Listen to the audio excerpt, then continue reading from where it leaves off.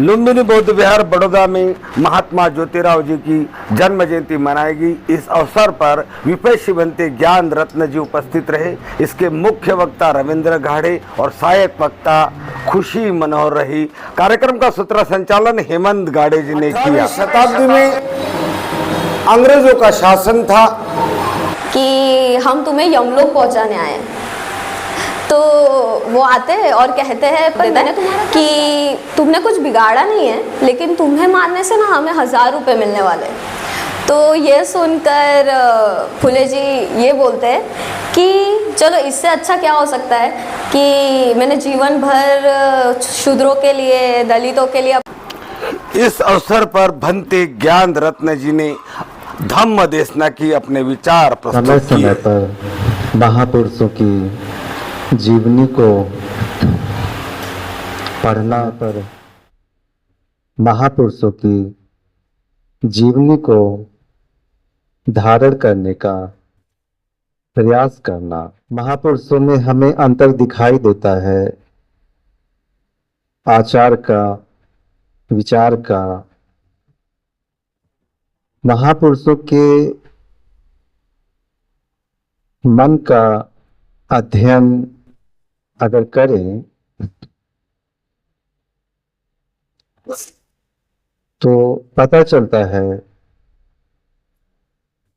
उद्देश्य सभी का एक ही है, तरीका अलग अलग है।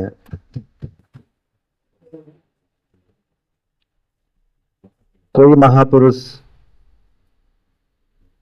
कुछ करते हुए दिखाई देता है, कोई महापुरुष कुछ करते हुए दिखाई देता है, कुछ महापुरुष कुछ करते हुए दिखाई देता है। उद्देश्य एक ही है। तो हमारा प्रयास होना चाहिए, हमारी कोशिश होनी चाहिए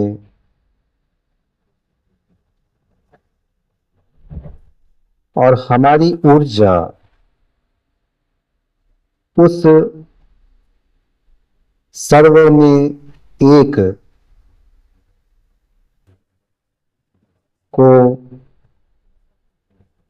जानने का, समझने का प्रयास होना चाहिए। सभी में एक की भावना, सभी में एक की ऊर्जा। अगर हम प्रयास करते हैं, कोशिश करते हैं समझने का, किसी महापुरुष के बाहरी आवरण, बाहरी रूप को ना देखते हुए उसके अंदर गहराई में देखने का प्रयास। वो दिख रहा है अलग, लेकिन अंदर वो आप ही का रूप है, आप ही की अभिव्यक्ति है। महापुरुष एक आईना है जिसमें आप स्वयं को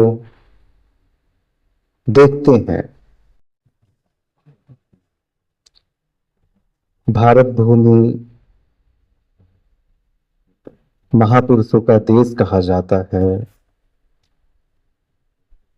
संसार के लोग यहाँ आते रहते हैं,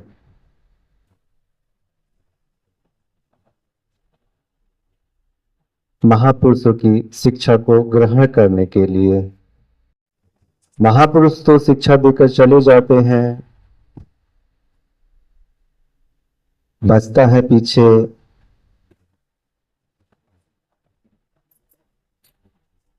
उनका ग्रंथ, जिस ग्रंथ को हम सभी पढ़ते हैं, अच्छी बात है। हम सभी का मन एक जैसा नहीं है। हमारे ग्रहण करने की क्षमता अलग अलग है। तो इस पर बुद्ध कहते हैं, इस क्षमता को बढ़ाया कैसे जाए, इस मन की क्षमता को बढ़ाया कैसे जाए। जो कुछ भी हम पुस्तक में पढ़ रहे हैं उसको अपने आचरण में कैसे उतारा जाए, यह बहुत ही कठिन है। आप हम सभी लोग समझते हैं, ग्रंथों में बहुत सुंदर सुंदर लिखा हुआ है, लेकिन वो हमारे आचरण में नहीं उतर पाता है। क्या करें उसके लिए? तो उस पर बुद्ध कहते हैं,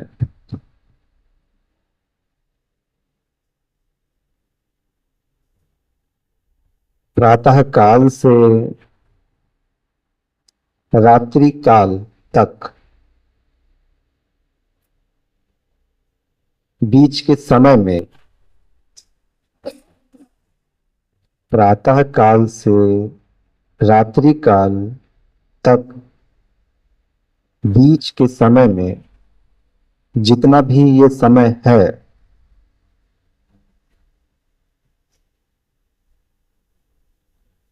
उन समयों में तुम्हारा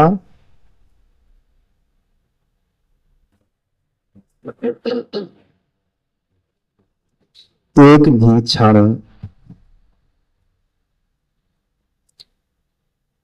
ऐसा नहीं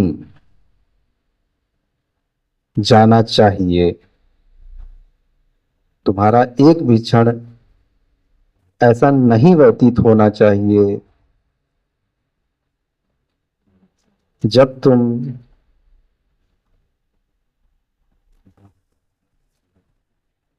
पर सेवा न कर रहे हो। अर्थात प्रातः काल से रात्रि काल के बीच में तुम्हारे शरीर के द्वारा, तुम्हारी वाणी के द्वारा, तुम्हारे मन के द्वारा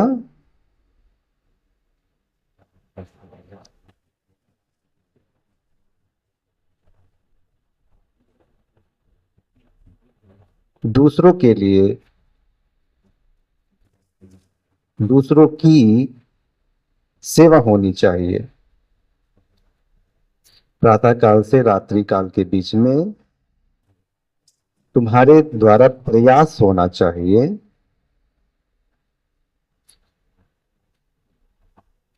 तुम्हारे शरीर के द्वारा, तुम्हारे मन के द्वारा, तुम्हारी वाणी के द्वारा